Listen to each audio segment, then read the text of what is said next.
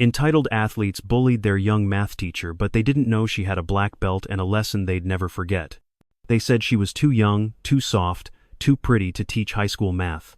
But Emily Carter had dreamed of becoming a teacher since she was a child sitting in Mrs. God Whitaker's third-grade classroom, mesmerized by the way numbers danced across the board and made sense of the world. She had worked tirelessly, earned her master's degree in mathematics from Northwestern University, and now, at just 23 years old, she stood before the towering gates of Lincoln High School, ready to begin her first year of teaching advanced placement calculus. The suburban Chicago air was crisp that morning, filled with the hopeful scent of autumn leaves and fresh starts. Emily clutched her leather satchel tightly, her neatly pinned honey-blonde hair barely moving in the gentle breeze. Her conservative attire-modest skirt, light cardigan, and low-heeled shoes had been carefully chosen to strike a balance between professional and approachable. But as she stepped through the front doors of Lincoln High, she could already feel the weight of skeptical eyes sizing her up. The faculty had been polite enough during orientation, but beneath their smiles lurked thinly veiled doubt. The whispers were not subtle.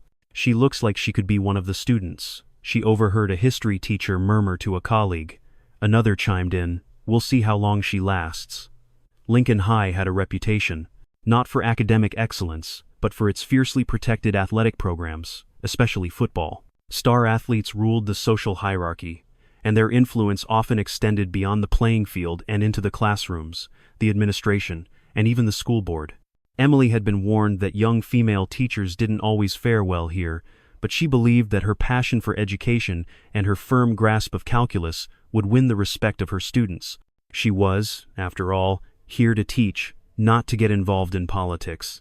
But nothing could have prepared her for what awaited behind the door of room 207, her app calculus classroom. The moment she walked in, a hush fell over the room.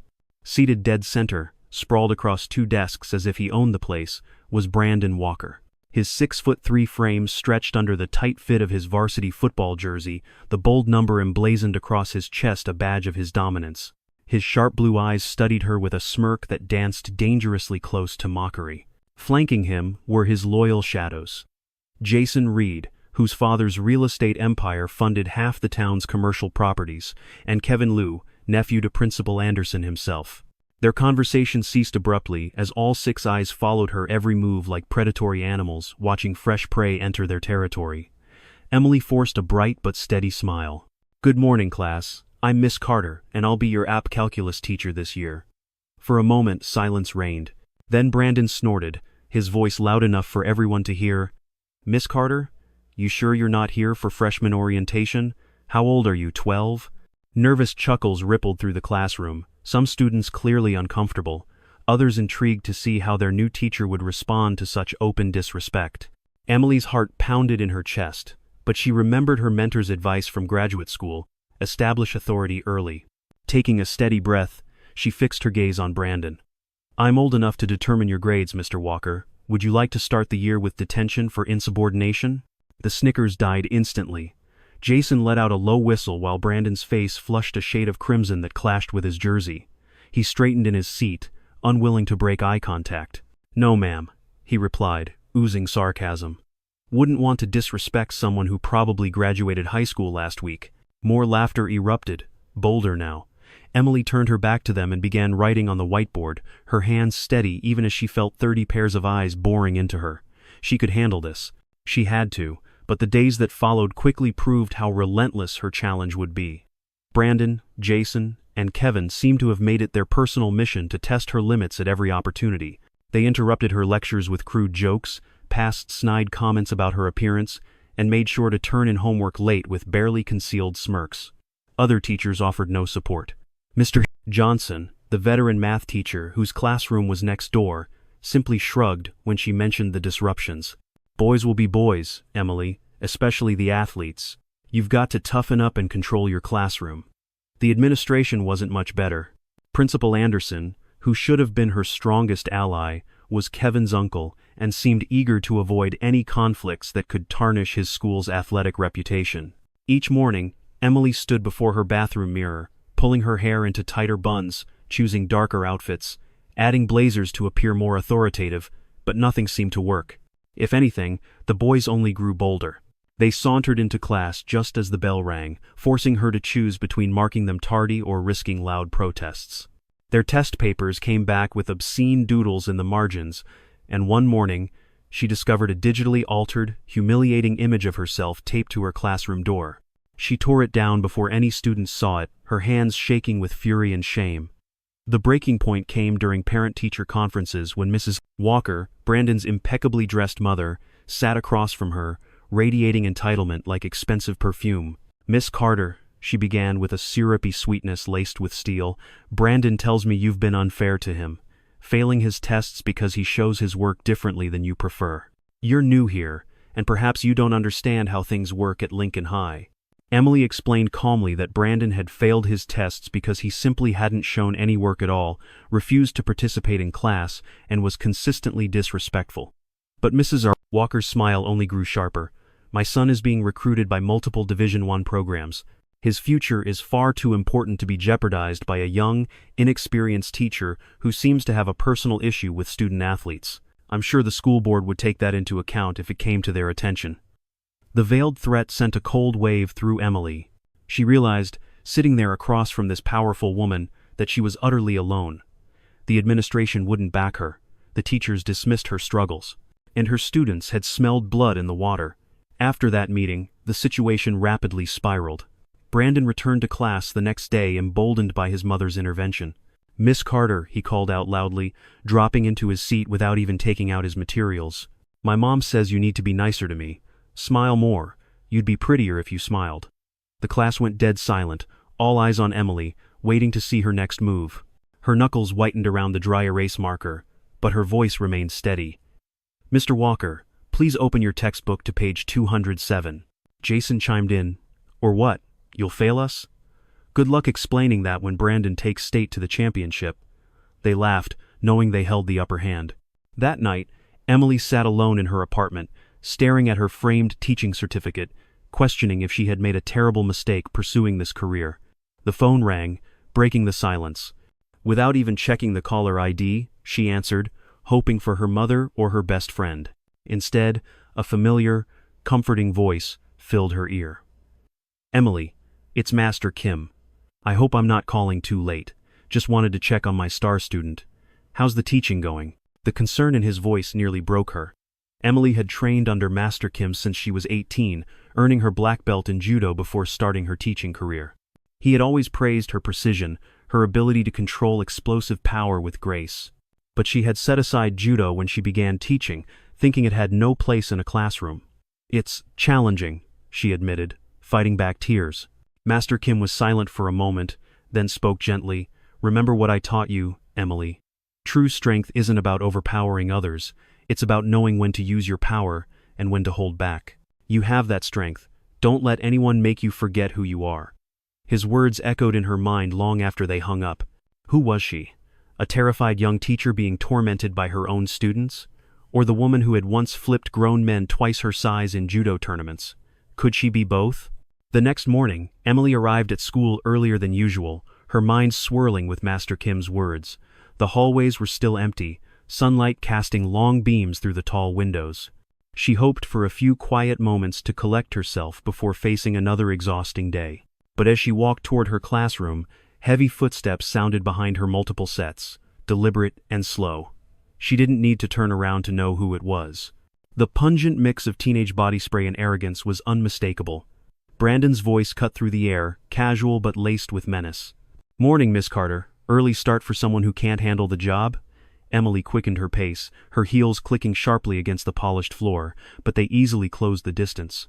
Jason stepped in front of her, blocking her path while Kevin flanked her side.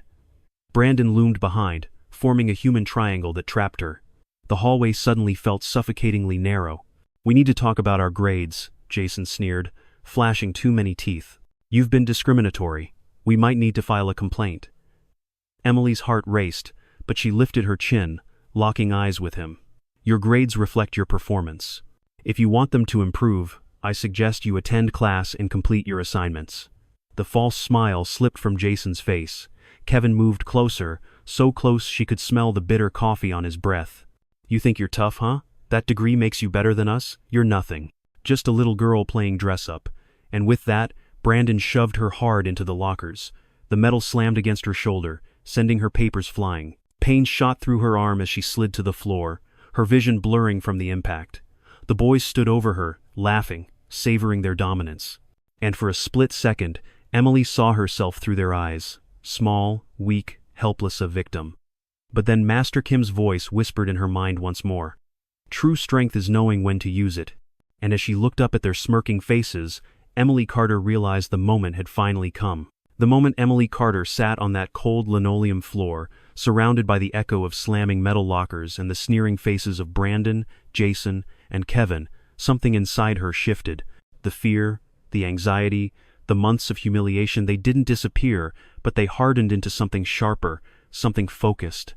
Pain was information, as Master Kim had taught her.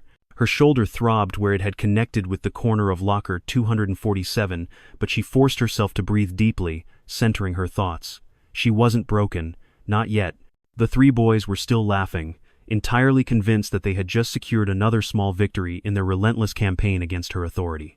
Brandon even pulled out his phone to record their triumph, waving it mockingly as if this was just another prank to share later.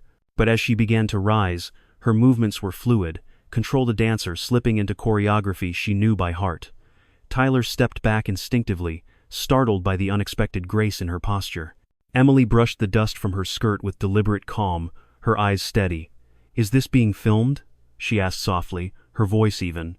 Brandon paused, his phone still raised but his cocky grin faltering slightly. "Yeah, so what, you falling on your ass?" "Classic." Emily took a step forward, closing a fraction of the distance, her gaze unwavering. "Good, I'd hate for there not to be evidence." That one sentence shifted the entire dynamic in the hallway. Their laughter hiccuped to a stop, uncertainty flashing across their faces.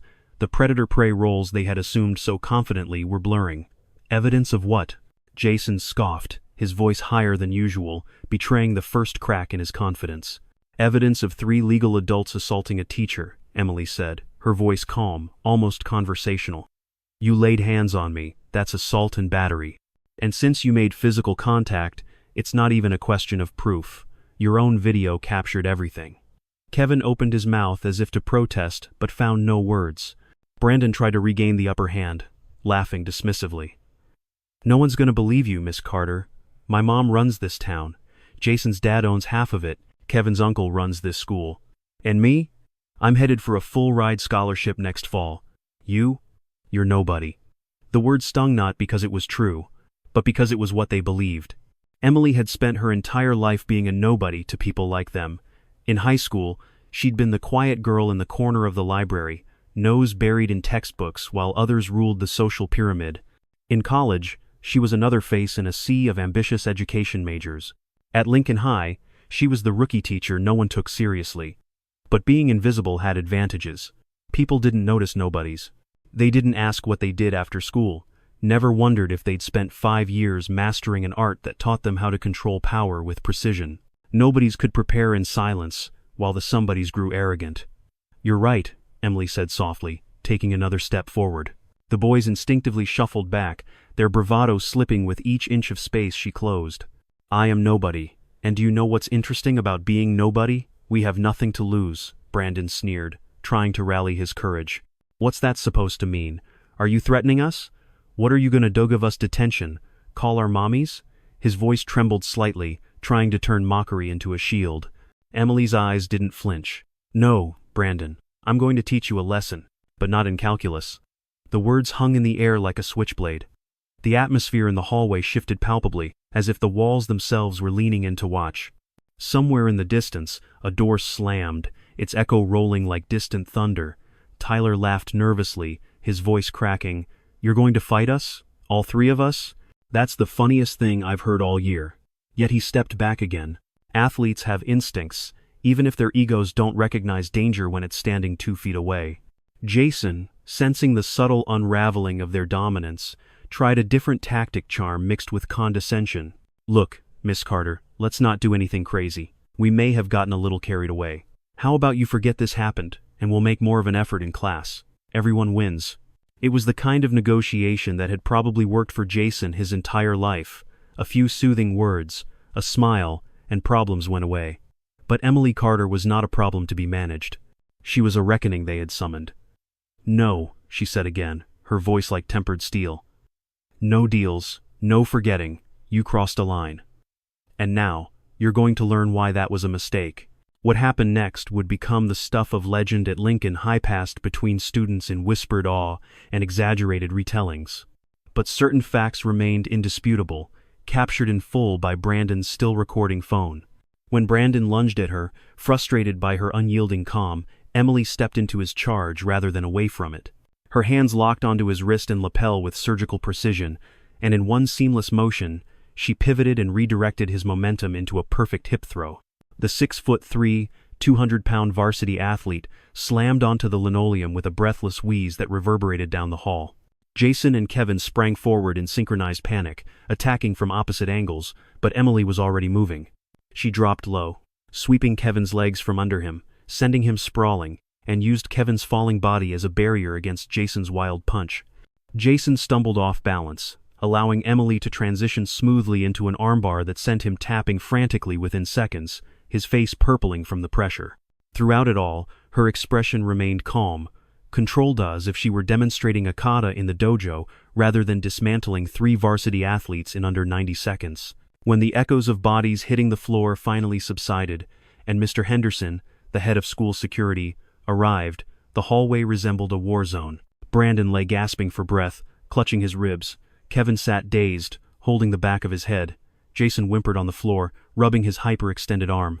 And in the middle of it all stood Emily Carter, her bun still perfectly intact, not a bead of sweat on her brow, calmly straightening her blazer. "Mr. Henderson halted mid-step, his hand instinctively reaching for his walkie-talkie before he registered what he was seeing. "Miss Carter," his voice wavered. What happened here?" Emily responded with the same composed authority she used while explaining differential equations. "These students physically assaulted me. I defended myself, as allowed by state law." Brandon was recording. His phone should contain evidence of who initiated the physical contact. Brandon, who had managed to prop himself onto one elbow, clutched his phone like a drowning man gripping a life preserver. His face was a swirl of shock, humiliation, and something new: fear. "She attacked us," he gasped, but even he didn't sound convinced. Jason, still dazed, admitted softly, "We pushed her first." The truth had knocked the arrogance out of him, at least temporarily. Kevin remained silent, staring at Emily like she was a creature he couldn't quite comprehend. In his world, young female teachers didn't fight back, let alone win. Principal Anderson arrived shortly after, panting from his sprint down the stairs. His expression froze when he saw his nephew slumped against the lockers, the school's star athletes incapacitated, and his newest, youngest teacher standing calmly in the center of the chaos. "Someone want to explain why my top players are lying on the floor while my math teacher stands over them like," he trailed off, unable to find an adequate comparison. Emily met his gaze squarely. "Principal Anderson, I was assaulted by these students. I defended myself with reasonable force, fully compliant with state self-defense laws. I'll be filing a police report, as assaulting a teacher is a felony in Illinois."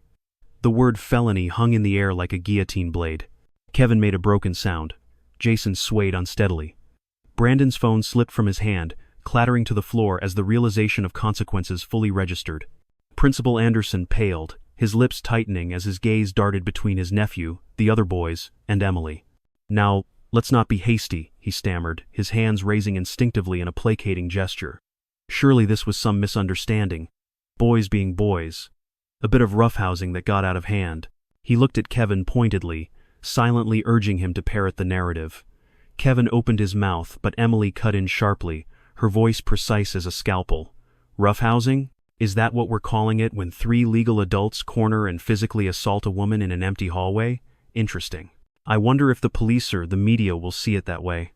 The threat was delivered in the same even tone she used while solving integrals, but it landed like a thunderclap. The entire hallway seemed to hold its breath, the weight of her words crashing down on shoulders that had never before carried accountability. The silence in the hallway grew heavier with every passing second, as if the entire building was holding its breath, listening to the delicate unraveling of years of unchecked privilege. Principal Anderson swallowed hard, his usually commanding voice faltering. "Now, Emily," he began, attempting a softer, almost paternal tone, Perhaps we can find a solution that doesn't involve law enforcement. After all, no one wants to jeopardize these boys' futures over a misunderstanding. But Emily Carter wasn't here to negotiate their comfort anymore. She had been understanding. She had been patient, she had been bullied. And now, for the first time, she saw that she was the one holding the leverage. She took a small step forward, her gaze cold but steady. A misunderstanding? You want me to excuse 3 fully grown seniors cornering me in an empty hallway and physically assaulting me? You want me to pretend this was some harmless teenage prank while your nephew, your star quarterback, and the son of the town's wealthiest man walk away without consequences? The words hung razor-sharp in the thick air. The crowd of students that had gathered was growing by the minute, cell phones raised, capturing every moment. This wasn't just a private conflict anymore, it was a public reckoning. Emily's voice dropped lower, more dangerous in its quiet clarity. If you wish to call the police yourself, Principal Anderson, feel free. Otherwise, I'll be contacting them directly. And when the footage from Brandon's phone is submitted as evidence, I'm sure the media will be quite interested in the story. Young female teacher assaulted by star athletes in suburban high school cover-up attempt. I can already see the headlines. Principal Anderson's face lost what little color remained. His Adam's apple bobbed as he struggled to formulate a response, realizing fully now that the power dynamic had flipped completely. Behind him, Jason's father, Mr. Reed, was nowhere to protect his son. Brandon's mother, Mrs. Walker, wasn't present to threaten and manipulate the situation, and Kevin's family connection to the administration was no longer a shield but an additional liability. All eyes turned to Brandon first. For months, he had strutted through these halls as an untouchable king, his confidence born not of personal integrity but of inherited immunity. Now, stripped of his arrogance, his body still aching from the throw that knocked the air from his lungs, Brandon looked like any other frightened teenager who finally recognized the weight of his actions. "Miss Carter," he rasped, trying to regain footing, his voice cracking under the pressure. "Maybe we can talk about this? Privately?" Emily let out a dry, humorless chuckle that echoed unnervingly through the hallway. "Privately? You've had months to talk, Brandon. You chose harassment instead. You chose humiliation. You and your friends chose violence. The time for private conversations ended the moment you shoved me into that locker." Jason, his arms still sore from the armlock, nodded frantically. "Miss Carter, please, we're sorry, okay? We didn't mean for it to go this far." His desperation was genuine, but his words were hollow. They hadn't meant for it to backfire. They had simply never expected consequences. Kevin's voice was the smallest of the three, barely above a whisper. "I'll do anything. Please, don't ruin us." His uncle turned sharply toward him, a mixture of anger and helplessness flashing across his features. Mr. Henderson, the head of security, cleared his throat loudly, his own patience evidently worn thin after years of dealing with these entitled boys. "Miss Carter is right about the law," he announced, his voice firm, cutting through the murmur of the gathering crowd. "Assaulting a teacher is classified as a felony offense. That's 3 to 7 years. Mandatory sentencing." He emphasized the word mandatory, letting it echo. The crowd of students grew eerily still. This was no longer just school gossip, it was life-altering reality unfolding before their eyes. Brandon's phone remained on the floor, still recording, capturing not only the violence but the complete unraveling of 3 young men who had believed they were invincible. And then, for a moment, time stood still. Emily studied their faces, the fear, the dawning comprehension, the suffocating weight of accountability. She saw more than just students. She saw scared boys who had never been forced to take responsibility for anything in their lives. The privilege that once protected them was now their greatest vulnerability. And yet, beneath her righteous fury, something more powerful stirred. She was a teacher. Her job was not to destroy, but to educate, even when her students didn't deserve it. Especially then, she exhaled deeply, steadying her emotions. She wasn't like them. She wouldn't allow herself to become what they were. Slowly, she addressed not just the 3 boys, but the entire hallway of silent witnesses. What happened here was not just a prank. It wasn't harmless. It was a serious criminal act. You assaulted a teacher because you thought you could get away with it, because you've been raised to believe you're untouchable. She let the words settle for a moment, turning to make deliberate eye contact with each of them. You were wrong. The silence that followed was absolute. Students shifted nervously. Teachers who had previously dismissed Emily's struggles stood frozen in quiet realization, and even Principal Anderson looked as if he wished he could melt into the walls. But then, Emily continued, her voice softening but retaining its authority. That being said, I still believe in education over incarceration.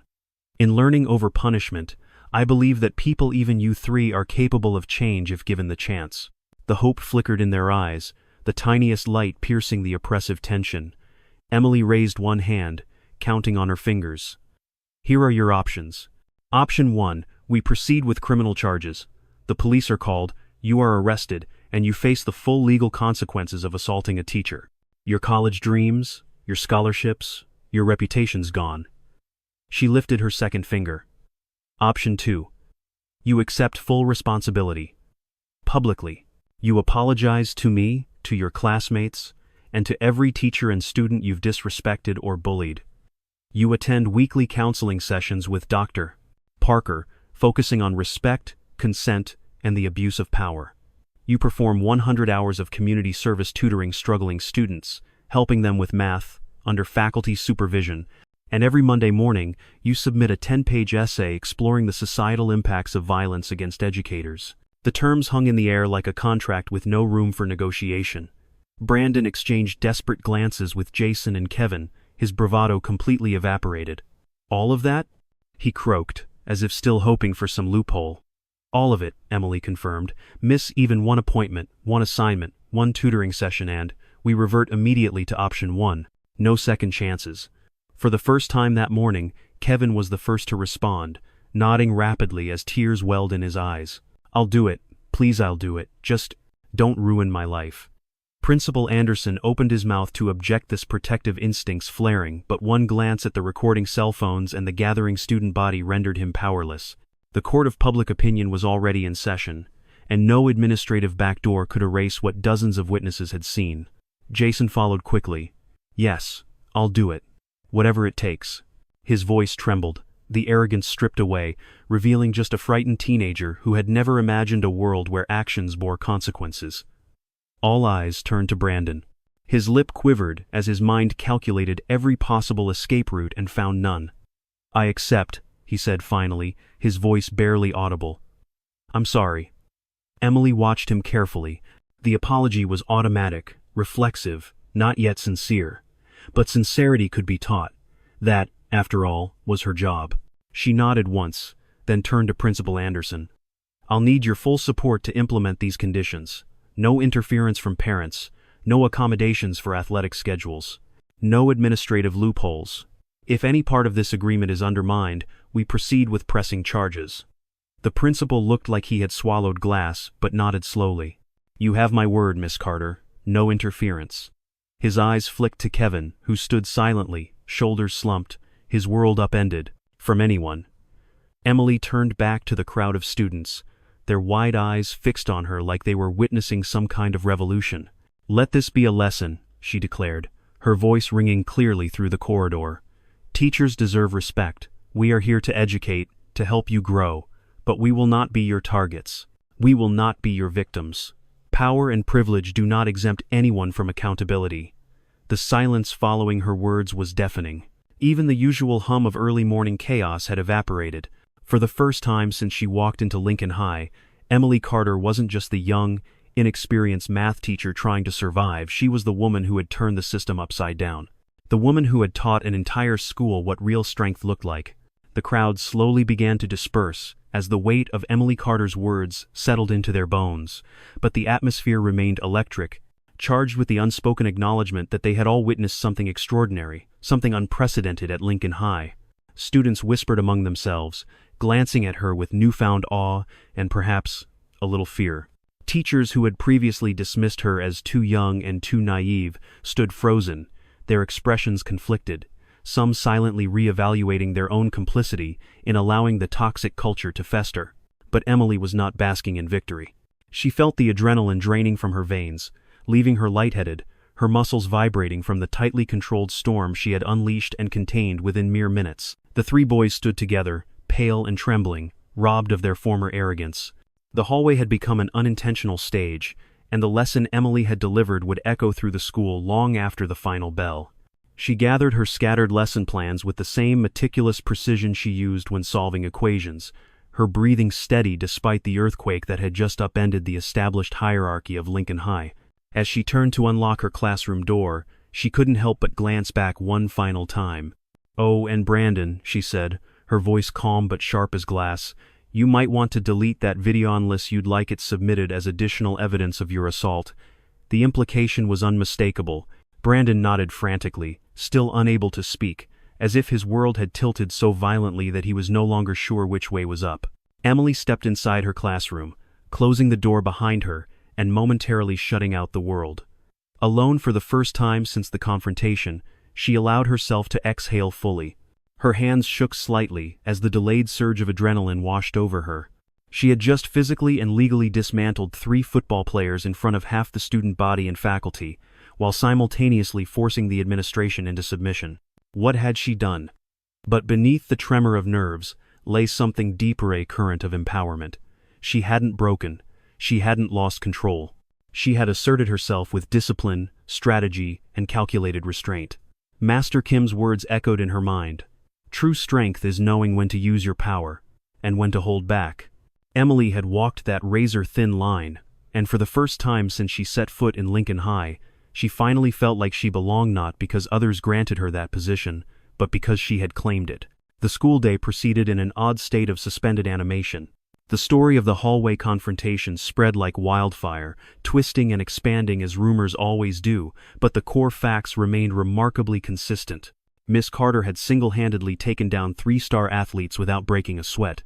Phones buzzed constantly, video snippets circulated among students, and even some teachers whispered in quiet corners of the faculty lounge. By lunchtime, Emily's name had become synonymous with quiet but unshakable authority. The transformation was already beginning. That afternoon, Emily received a brief knock on her classroom door. Mr. Henderson, the head of security, entered quietly, closing the door behind him to ensure privacy. "Miss Carter," he began, his voice respectful in a way it hadn't been before, "I just wanted to say, that was one hell of a thing you did this morning." Emily offered a small smile, still processing the surreal nature of the entire day. "Thank you, Mr. Henderson. I didn't expect it to happen, but it was necessary." He nodded thoughtfully, lowering his voice. "Those boys have gotten away with everything for years. You did what a lot of us wish we could have done, and you did it by the book. The footage is clear. You gave them every chance to back off. They chose this."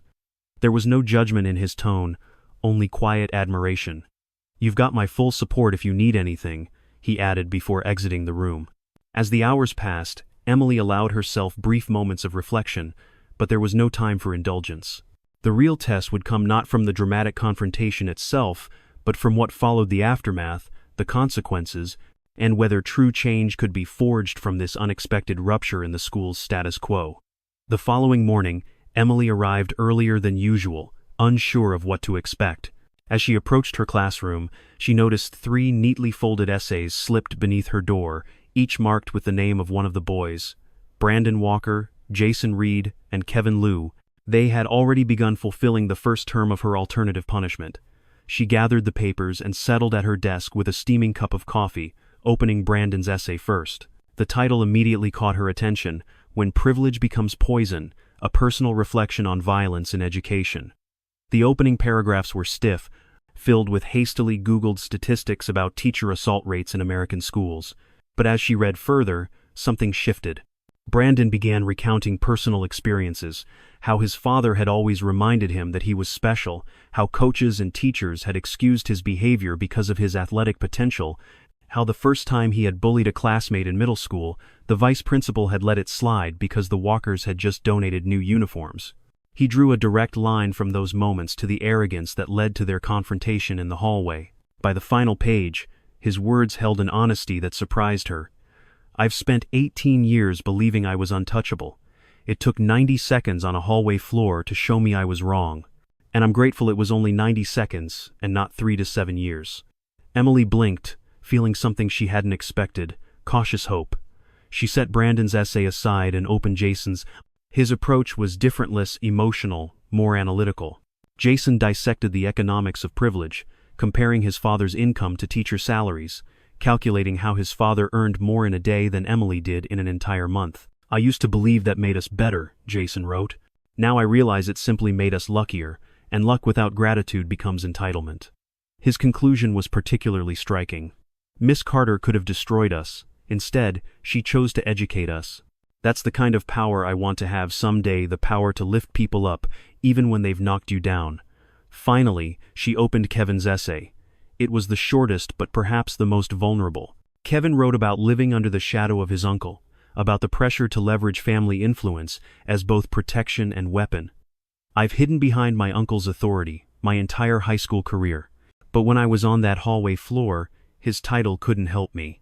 For the first time, I had to face my own actions. I'm sorry for every time I made you feel small, Miss Carter.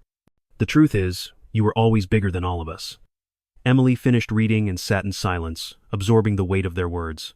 She had expected superficial compliance, minimal effort designed to avoid punishment. Instead, she found something rare, the first real seeds of introspection. It was a start. The true test, she knew, would be whether their actions matched these written revelations. The bell rang, signaling the start of first period, and students began filing in with an energy unlike anything Emily had experienced before. The usual slouchers sat upright. Chronic texters had their phones tucked away, and when Brandon, Jason, and Kevin entered, the entire room seemed to collectively hold its breath. The boys moved differently, now less swagger, more humility. They took their seats quietly, produced their completed homework, and opened their textbooks without being prompted. Emily allowed herself a small, private smile as she greeted the class. Good morning, everyone. Today, we're tackling integration by parts. As she wrote the day's equations on the board, she could feel the difference. When she posed questions, hands actually went up. When she assigned practice problems, students attempted them.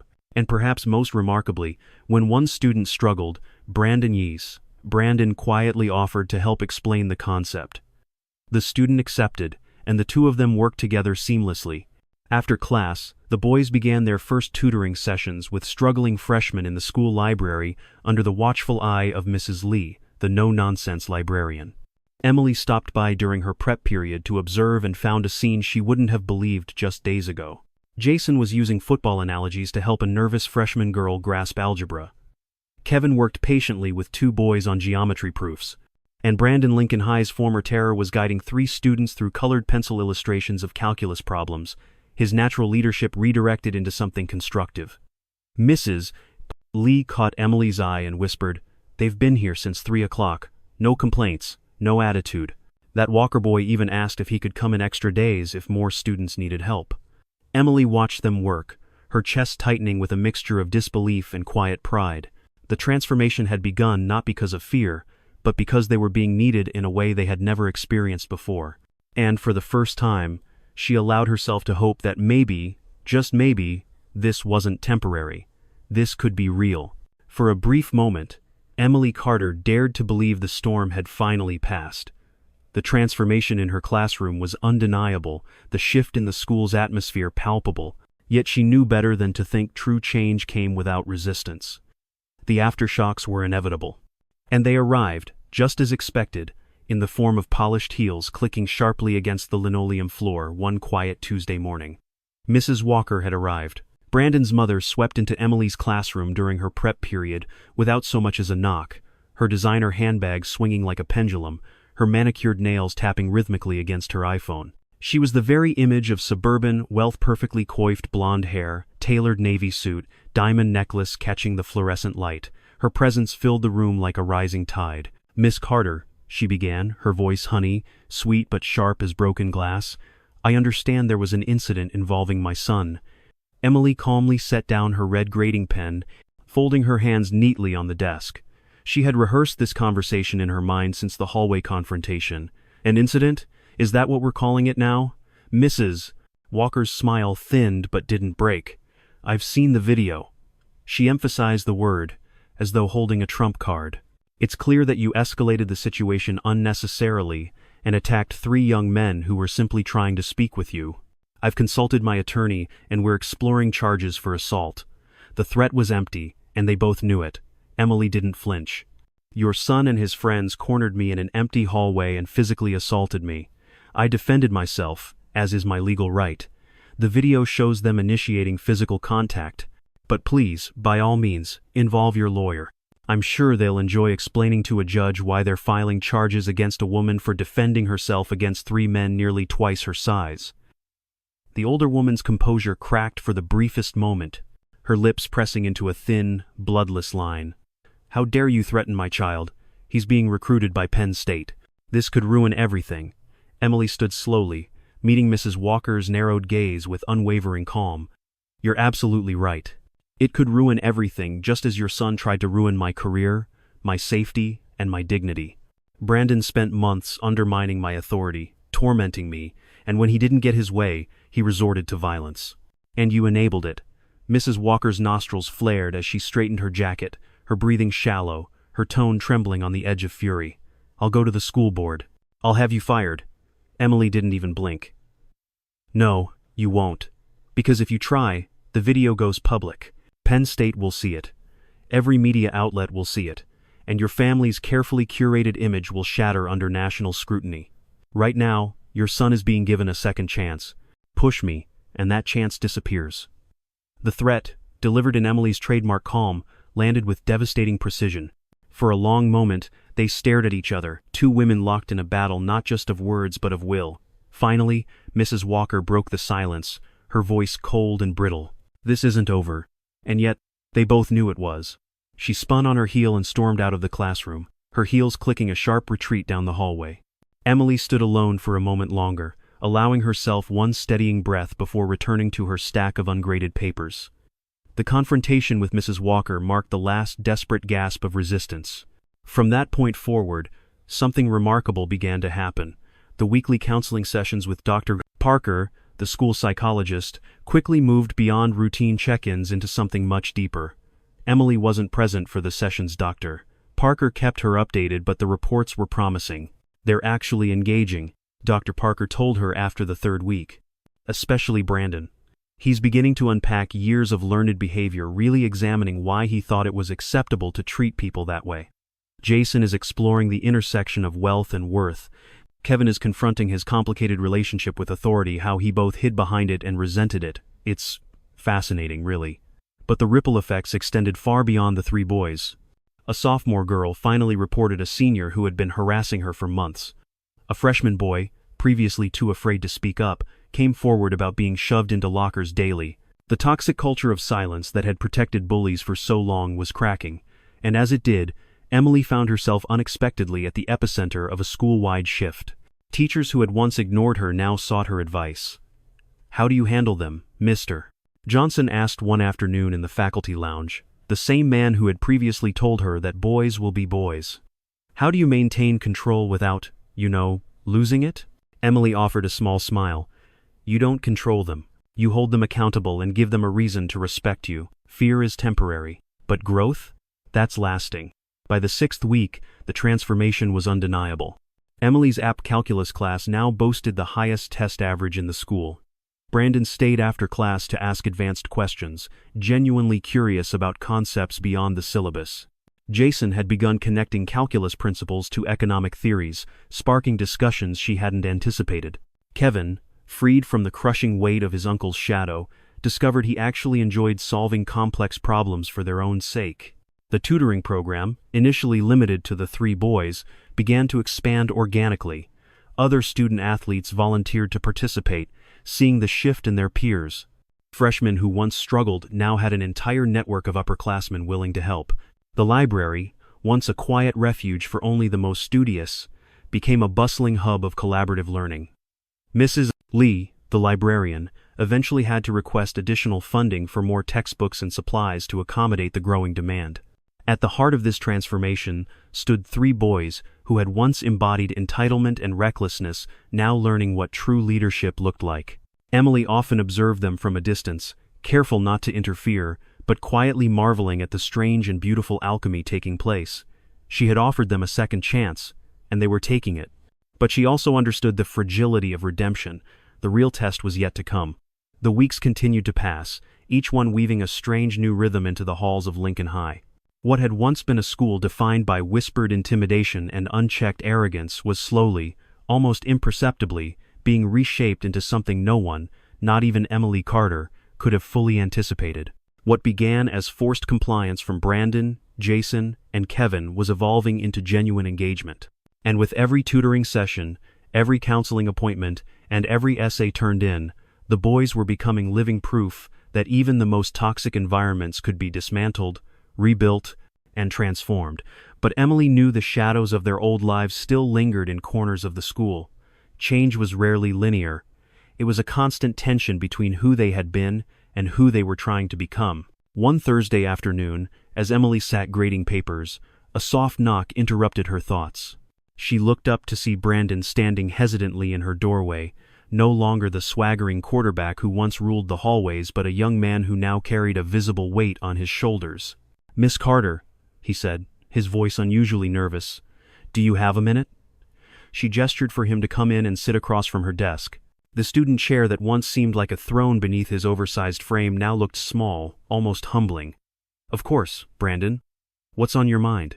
He shifted uncomfortably before speaking, his eyes darting to his hands.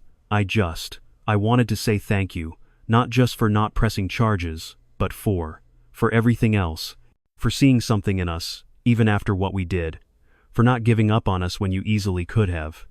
Emily studied him for a moment. His words weren't rehearsed. They carried the rawness of someone trying, for the first time, to articulate emotions they had spent years suppressing. "Everyone deserves the opportunity to grow, Brandon," she replied gently. "You've made the most of yours." He nodded, as though trying to absorb the enormity of that truth, and then pulled a folded paper from his backpack. "I know the essay assignment officially ends next week, but I wrote one more.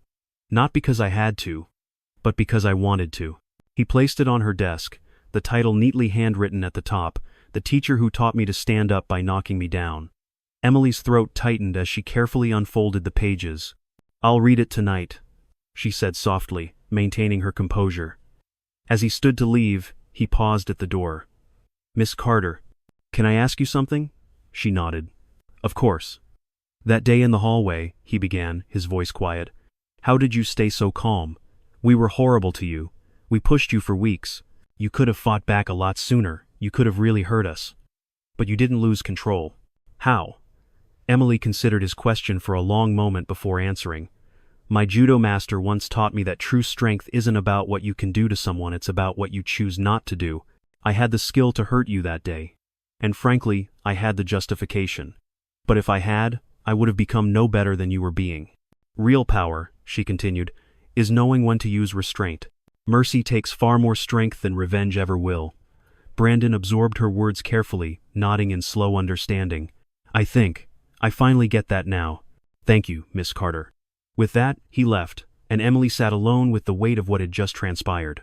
She opened his essay, her eyes scanning the words as they poured off the page like a confession years overdue. Brandon wrote candidly about toxic masculinity, about the pressure to perform and dominate, about being raised to believe that strength meant never showing vulnerability, never admitting fault, never feeling weakness. But it was being thrown to the floor by someone half his size that shattered those illusions. "For years, I believed strength was about control and power," he wrote. "I thought real men never backed down, never showed weakness. But lying on that hallway floor, winded, humiliated, defeated, he realized that true strength was standing back up, owning my mistakes, and asking for forgiveness. And even more, learning to forgive myself." Emily blinked back tears she hadn't expected, placing the paper gently on top of the others. She felt something unfamiliar rise within her, something beyond relief, beyond victory. It was pride. The kind of pride only a teacher can feel when watching a student not only master a concept, but master themselves. Graduation day came faster than anyone anticipated, the spring sunlight pouring across Lincoln High like a final act curtain. Students, parents, and faculty filled the football field with folding chairs and nervous excitement. Emily stood with the other teachers, watching as the seniors, clad in blue and silver gowns, lined up to cross the stage. When Brandon Walker's name was called, he stepped confidently onto the stage, accepted his diploma, and unexpectedly paused at the podium. Principal Anderson, standing nearby, looked momentarily alarmed, but made no move to stop him. Brandon turned to the crowd, his voice steady but deeply personal. "Before I leave Lincoln High, I need to thank someone," he began, scanning the crowd until his gaze landed on Emily. "Miss Carter, my calculus teacher, taught me the most important lesson of my life, and it wasn't about math." His voice carried across the field, raw and open. "She taught me that strength isn't about dominating others, it's about lifting others up. That mercy is more powerful than revenge. And that everyone, even someone who's made terrible mistakes, deserves a chance to be better." The crowd murmured with emotion. Parents dabbed their eyes. Teachers exchanged glances. Some students stared in awe. And then Brandon did something no one expected. He left the stage and walked directly to Emily, embracing her carefully, respectfully. The applause that followed was thunderous. In that moment, every painful, humiliating, exhausting day Emily Carter had endured at Lincoln High felt worth it. She had taught them math, yes, but more importantly, she had taught them humanity. As the ceremony ended, and graduates poured into the arms of their families, Emily watched her former tormentors step forward into their futures not as entitled boys, but as young men who had learned accountability, compassion, and responsibility. Brandon would go on to Penn State not just as an athlete, but as a leader who understood the weight of power. Jason would pursue economics, approaching privilege with humility rather than arrogance. Kevin would become a teacher himself, inspired by the woman who had shown him what real education could accomplish.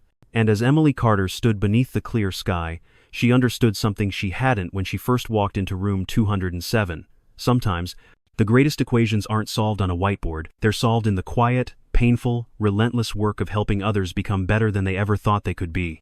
The ceremony ended, but the echoes of Brandon's speech lingered in the air like warm sunlight clinging to the late afternoon sky. Families gathered on the field, taking pictures, exchanging hugs, laughter, and tearful goodbyes.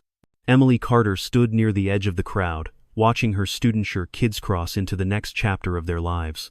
There was a weight to this moment, one she felt not only in her chest but in her bones, like the quiet exhale that follows the final line of a long novel.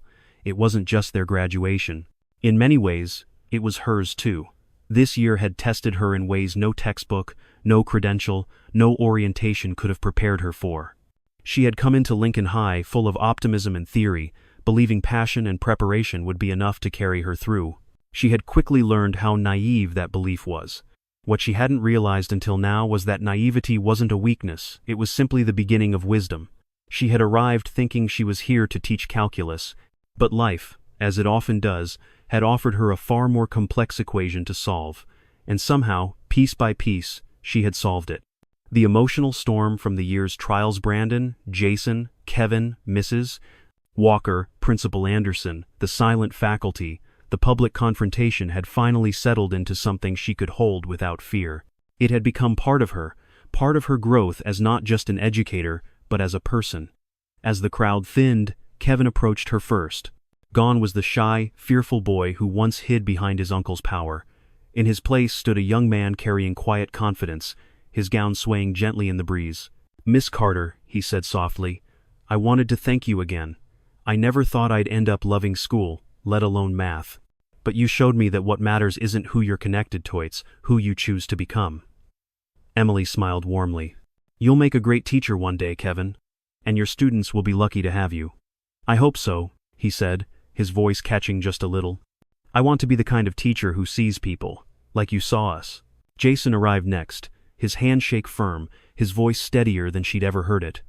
"I've got my first economics class lined up at Northwestern," he said proudly. "And I've already got a research paper idea, The Invisible Cost of Privilege. I never would have even thought to write that before this year." Emily nodded, feeling pride swell again. "Don't forget where you started, Jason. That will make you not only a great economist, but a good man." He grinned. "I don't think I could forget any of it even if I wanted to." Then came Brandon. He approached slowly, his posture no longer that of a star athlete used to owning every room, but that of a young man who had earned humility the hard way. "Miss Carter," he said, his voice thick with emotion, "thank you doesn't seem big enough for everything you've done for me. I know where I was headed before that day in the hallway. And I know who I want to be now." Emily saw his sincerity, saw the hard-won self-awareness glowing behind his eyes. She placed a hand gently on his shoulder. "You still have more to learn, Brandon. We all do. But you're on the right path, and that matters more than anything." He nodded, blinking away tears. "I won't waste this chance." As they parted, Emily turned and looked out over the field one final time. Parents were packing up folding chairs. Students were laughing and posing for photos they'd cherish for decades. Teachers gathered in small circles, some exchanging knowing glances in her direction, as if acknowledging that she was no longer simply the young teacher anymore. She had earned her place here not because she demanded it, but because she lived it. The lessons of the year wouldn't be written on report cards or captured in test scores. They lived in the changes she had witnessed, in the weight that now sat a little lighter on her own shoulders. They lived in the freshman girl who reported her bully, in the tutoring program that had blossomed unexpectedly into a thriving peer network, in the way faculty had quietly begun leaning on her for advice, in Brandon's speech, in Jason's research, in Kevin's dream of teaching, in herself. As the sun dipped lower, casting long shadows across the emptying field, her phone buzzed quietly in her pocket. It was a text from Master Kim. Heard you closed out the year in style. You didn't just teach them calculus. Emily, you taught them discipline, grace, and strength. That's the real curriculum. I'm proud of you. She smiled softly to herself, her fingers hovering over the screen before typing back, I finally understand what you meant, Master. True strength isn't what you show in the dojo, it's what you carry when no one's watching. Thank you for teaching me that. She tucked the phone away and stood there for another long moment, breathing in the cool spring air, listening to the fading sounds of celebration. The bell would ring again next fall. New students would arrive, new challenges would present themselves, but she no longer feared them. Emily Carter had become more than a teacher who survived Lincoln High. She had become the kind of teacher who changed it, the kind who taught lessons far beyond the textbook, and for the first time since walking through those front doors, she felt fully at peace. The equation was solved, and she was exactly where she belonged.